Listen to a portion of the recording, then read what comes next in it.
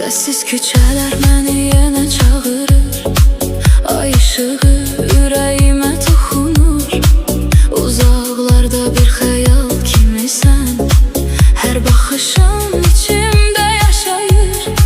Soyuq külək üzümə toxunanda sənin nəfəsini hiss edirəm. Gözlərini xatırladığım anda bütün dünya dayanır elə bir. Mən addımlayıram gecə boyunca, səni axtarıram ulduzlar altında. Adını demədən də bilir ürəyim, sən hələ də mənimlə yaşayırsan.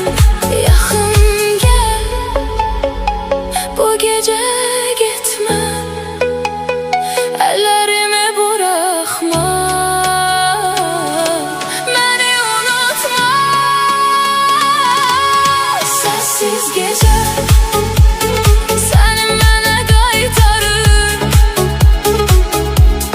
Səssiz gecə ürəyimi oyadır. Səssiz gecə adını pıçıldayır.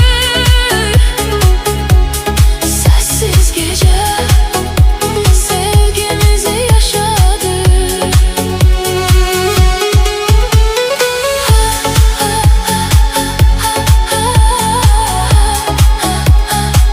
Səssiz gecə mən səni hiss edirəm.